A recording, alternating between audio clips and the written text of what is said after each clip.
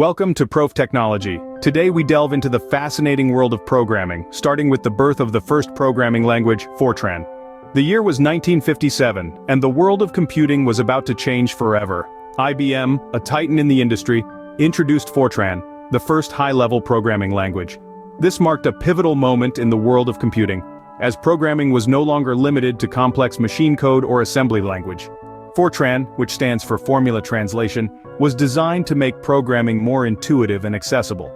It allowed scientists and engineers to express their computational problems in a syntax resembling mathematical formulas, a stark contrast to the rigid and opaque machine code.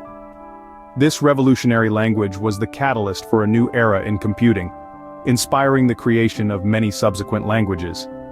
Indeed, without Fortran, we may not have the rich tapestry of programming languages we have today. So, Fortran paved the way for the programming languages we use today. Did you know? Programming is not just for the tech industry. Indeed, it's the hidden engine that powers a wide array of sectors. Surprisingly, about 70% of all programming jobs exist outside the realm of what we traditionally consider technology. Imagine this: a farmer using programming to optimize irrigation and crop rotation, or a biologist decoding the mysteries of DNA with the help of complex algorithms. Even in the entertainment industry, from the spectacular visual effects that dazzle us in movies, to the immersive environments in video games, programming plays a pivotal role. In finance, algorithms are used to predict market trends and carry out high-speed trades. Healthcare is another sector where programming is integral, with data analytics being used to improve patient care and even predict disease outbreaks. So, whether it's agriculture, biology, entertainment, finance, or health, programming is the invisible thread weaving together our modern world. Clearly, programming reaches far beyond the confines of the tech industry. Ever wondered where the term computer bug comes from? You might be surprised. The story begins in the 40s, during the early days of computing. The Mark II Aiken relay calculator, a beast of a machine at Harvard University, was experiencing some unexpected errors. To find the source of the problem, operators had to literally dive into the machine's inner workings. And what did they find? A moth. Yes, a real live moth had flown into the machine, causing its circuits to short. This incident was then humorously referred to as a bug in the system, and the term stuck. It's fascinating to think how this tiny creature, probably just looking for a warm place to rest, ended up having such a profound impact on the lexicon of technology. So next time you encounter a bug in your code, remember it all started with a real insect. In the realm of programming, diversity is the name of the game. Imagine a universe with over 600 distinct languages, each with its own unique syntax, semantics, and purpose. Welcome to the world of programming languages. Why so many, you might wonder? Well, it's because each language is tailored to solve specific types of problems. Some are designed for web development, others for data analysis, and some even for artificial intelligence. This wide array allows programmers to pick the perfect tool for their project, like a carpenter choosing the right tool for a job. But there's more. This diversity also fosters innovation.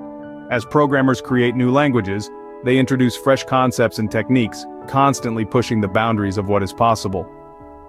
So, in a way, this expanding universe of programming languages is a testament to the relentless creativity of the human mind.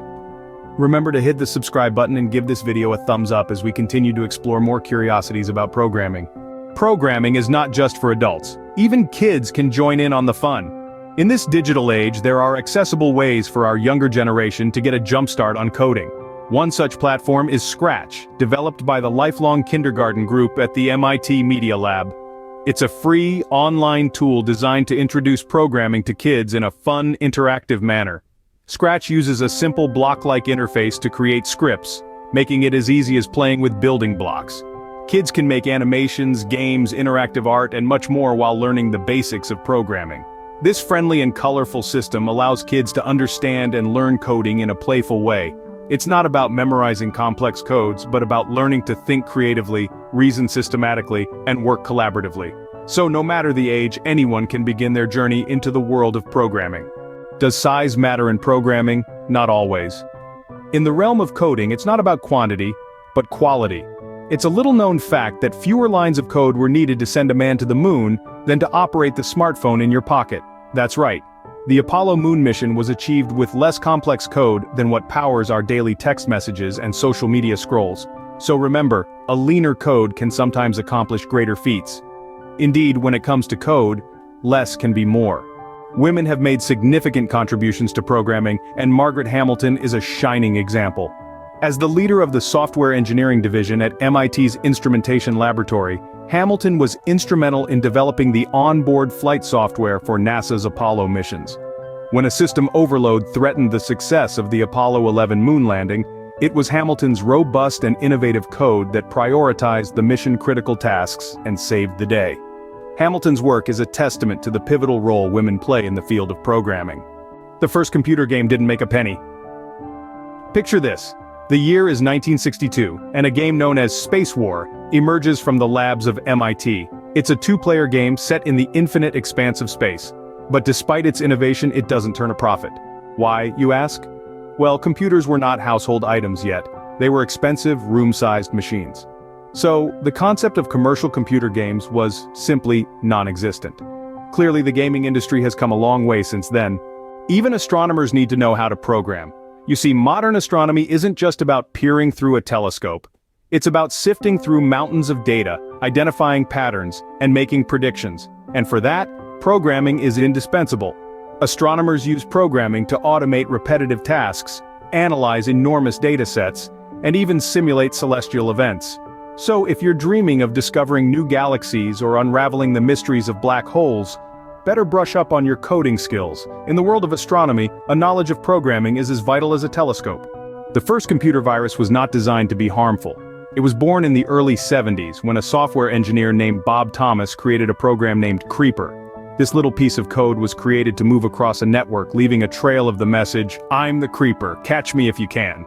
It wasn't meant to wreak havoc, but to demonstrate the concept of a mobile application.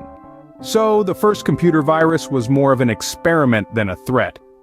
Thanks for diving into the ProTech universe. If you enjoyed, hit that like button, subscribe, and ring the bell for all things tech and programming. Stay tuned, stay ProTech.